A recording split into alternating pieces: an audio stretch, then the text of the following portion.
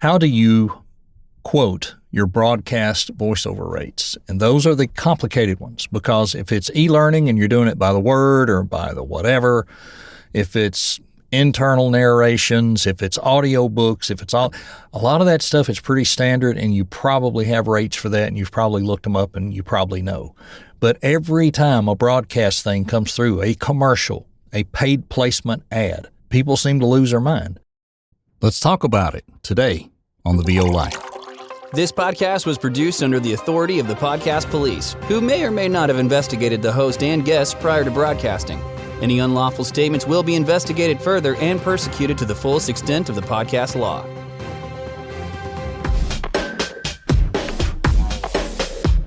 Number one rule, never in perpetuity. Just don't even think about it. Not for a paid ad, ever. Where do you go find this information? GVAA, number one place to go. Well, I want to be a SAG person. Well, go look at SAG-AFTRA rates, and you'll probably like GVAA better. Gravy for the Brain, also excellent rate sheet. But the thing is, it's a guide. They have ranges, and it's okay to be a little under. Where these companies like to mess you up is they may not let the cat out of the bag totally. They may not tell you how many placements they're going to make when they're running something digital. You know, is it digital everywhere? Is it digital in, Texas? Is it, whatever? Especially these YouTube ads and things like that. This stuff's tricky, and you need to learn it, and you need to be able to pretty quickly recognize your ballpark and then verify it. I keep my GVAA rate sheet, the website, pulled up all day, every day, because I have to refer to it a couple times. Sometimes, a lot of times, sometimes I don't have too much at all, but you need to have that on hand. You need to always be looking at it.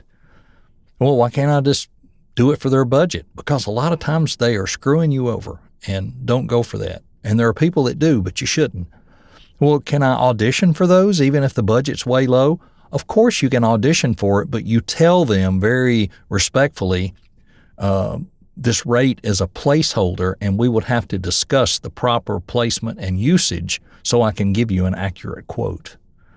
I booked work off of that was 4 or 5 times what they posted it for, because guess what? They really didn't know. But there are times they do know. And that's where you need to be heavily armed. Markets. There's different markets, local, regional, national, worldwide. There's non-broadcast and broadcast.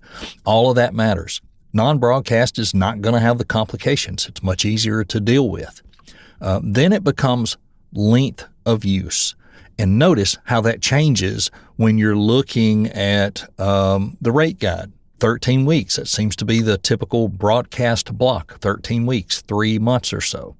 You can negotiate 6 months, 1 year. Maybe you give a little discount if they'll take a year instead of, well, we're going to run it probably about 6 months. Well, hey, what if I give you a year for X? And then you might be helping yourself in the negotiation.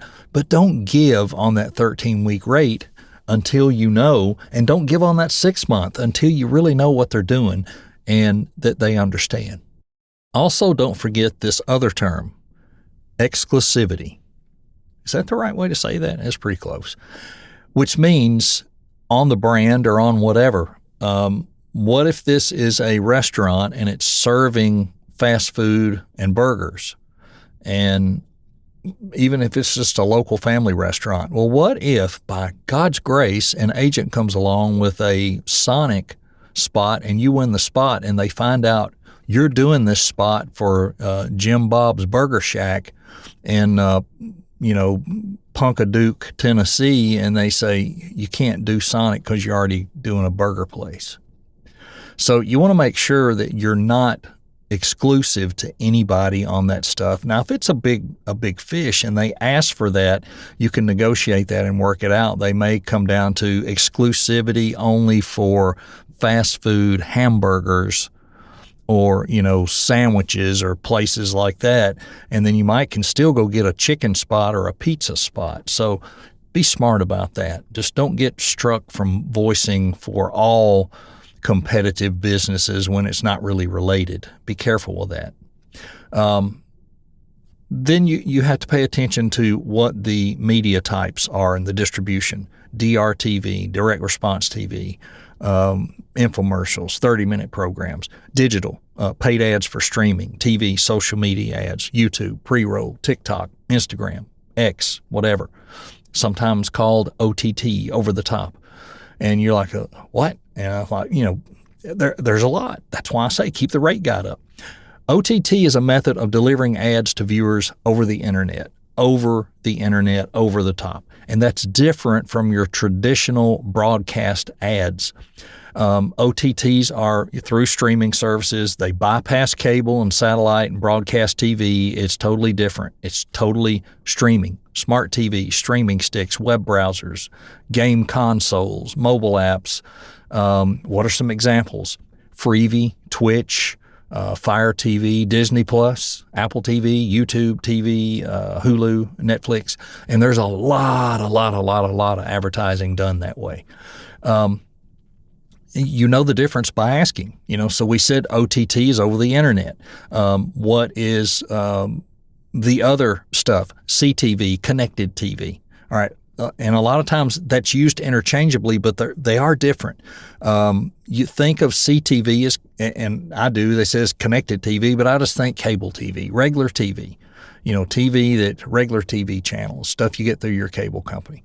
And then even though all this CTV content is also delivered over the top, only a small segment of the OTT is viewed on the connected TV device. So, it's just so much to remember and think about. Remember the delivery method: OTT, streaming, CTV, think of connected TV, your TV, plugged in. Are you plugged into it, or can I see it somewhere else? And that kind of helps. A true CTV advertising campaign, you kind of think of it as the living room. You're going to see it in the living room TV, not on a smartphone or a tablet or when you're streaming Amazon Prime on the go. A spot that's going to run on your local TV network during their TV news broadcast, that's not digital. It's not OTT. It's CTV, if that makes sense. Now, although that some of that stuff will cross over and go to Hulu. So we got a whole nother thing, right? Anyway. Hey, I've got a document I'll send you free if you'll reach out to me. It has all this explained, and it's basically just pulling off of the GVAA and some graphics that'll kind of show you, the difference in what those are. Maybe it'll help. But when it comes down to radio, it's a little simpler: local, regional, national, and like I said, you decide on how many states.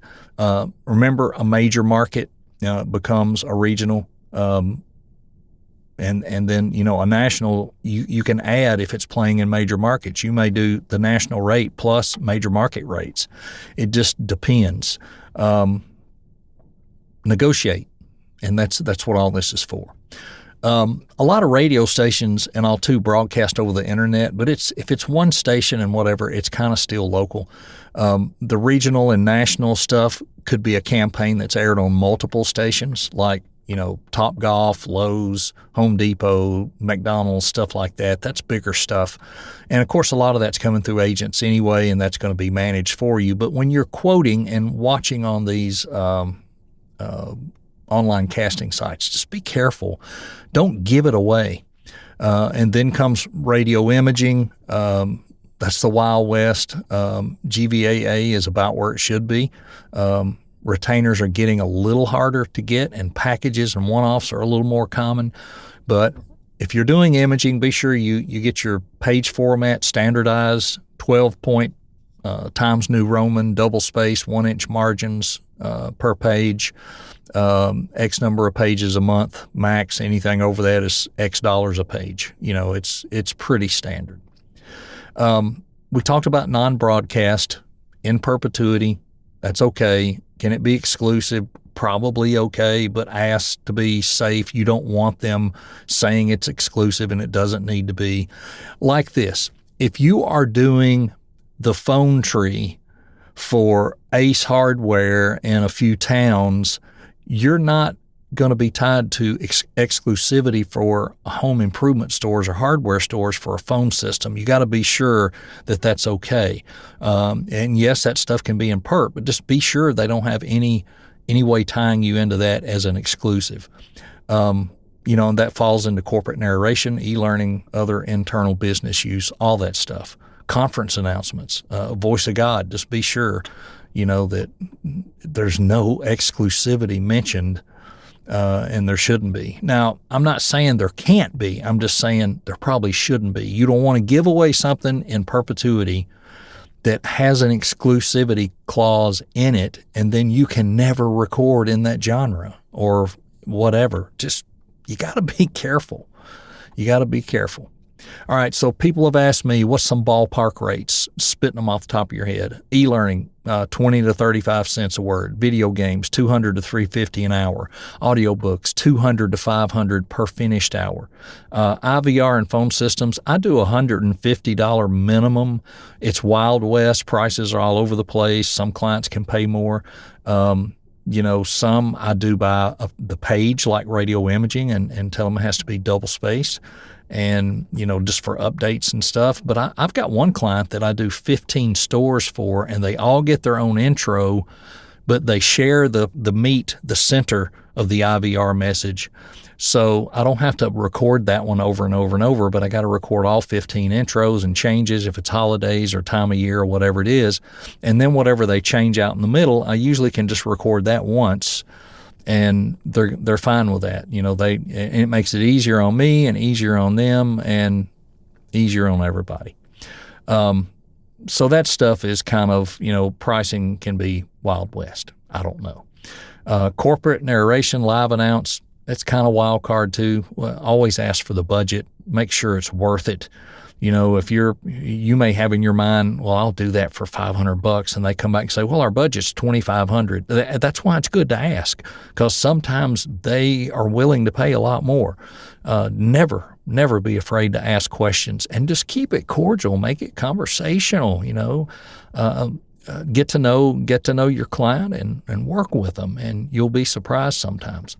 Appear highly professional and knowledgeable on these quotes. That way they get to feel you know what you're doing, even if they don't. Ask if they say, well, we're not really sure, and say, well, can I ask you this? Do you know all the media outlets and how long you're going to use this? Which outlet you're going to put it in? Is this going to be digital? Is this going to be, CTV or what are you thinking? Any radio? And how many, are you going to break this into multiple spots? Are you just going to cut it down yourself, or are we going to record multiple spots? Because if you're recording multiple spots and you're not including, and cut downs aren't mentioned, you need to charge for each spot with all the usage.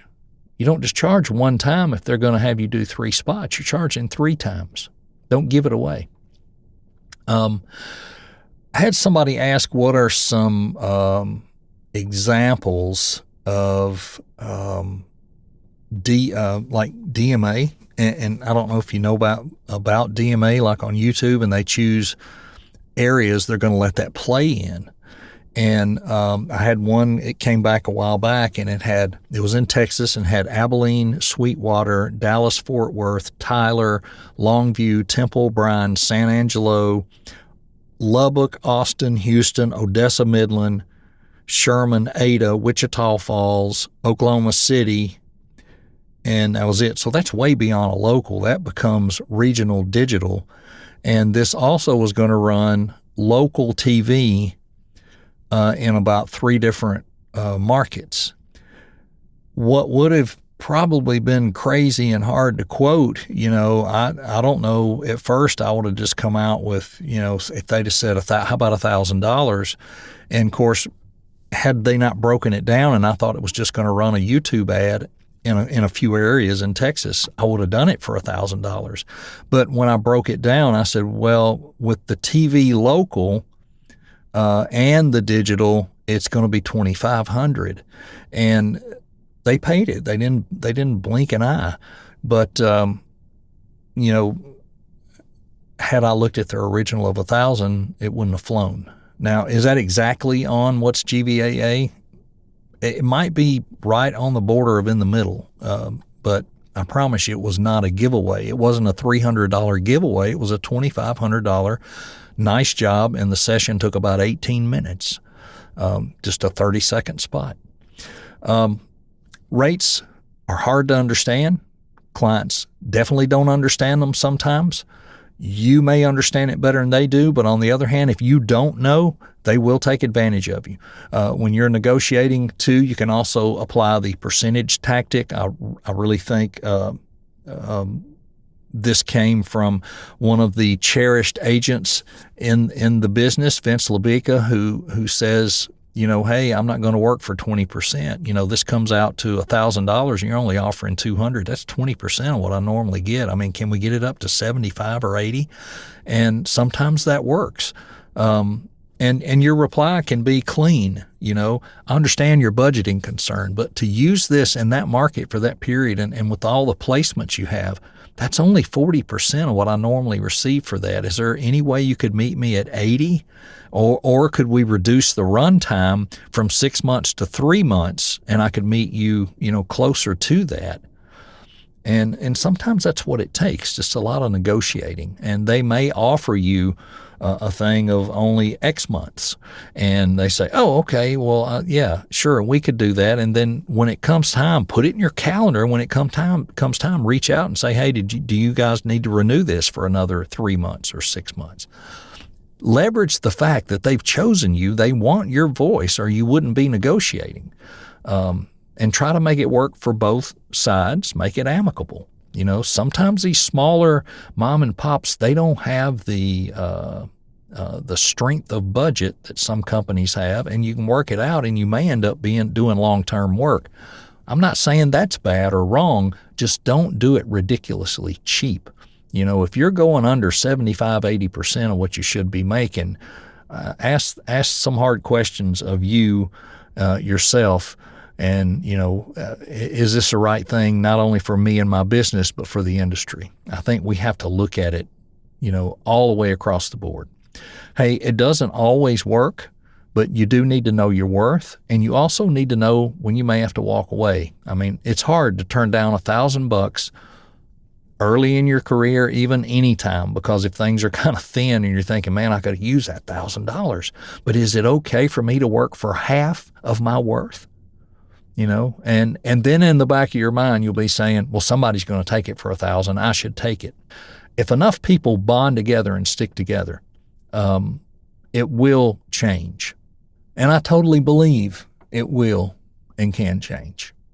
So let's work together and make it change. And if you want to go further with this, Paul Smith on his site has a really good in-depth quoting video course that dives into this more. Yes, you can study on your own. Yes, make some cheat sheets if you need to. Like I said, I pull GVAA up and I leave it up, but I do have some cheat sheets that I'll occasionally, if a client asks, I'll send them, depending on what genre it is. And I've got it on separate pages and PDFs where I can say, just this or just this. I don't let them see everything, all of my notes. They only see that one little piece or one little part. Keep in mind, clients can be educated and slippery, or they may not know. And you have to keep that mindset when you're speaking to them. Don't be afraid to ask. Don't be afraid to explain your reasoning that goes into your pricing. Don't ever be afraid to defend the fact that you're not being paid for the 30 minutes or the hour you spent recording and editing and sending them that file. You are being paid for the use of your intellectual property, your voice, on their platform, their product, their website, or their ad. And it's not as simple as it looks. So you want to be a voice actor? Here's another thing you've got to learn and dig into. It's called rates, and that's the rant for this week. See you over in the group. And that's another episode of The VO Life. Thanks for dropping in and hanging on. The VO Life was brought to you by voinbox.com. The marketing tool that gives you back something others don't. Make an investment in your marketing that not only cultivates clients, but gives you back time. If you are a professional voice actor and you need to up your direct email marketing game, VO Inbox might be for you. Reach out to Troy in an email to get 25 leads free with your paid subscription. Send that email to troy@troyholdenvoices.com. Need to talk about building your VO business? You can schedule time with Troy on his website in half-hour or full-hour sessions. There's even a free 15-minute consult available, all on the website at troyholdenvoices.com. Thanks for being here, and join us again next week on the VO Life.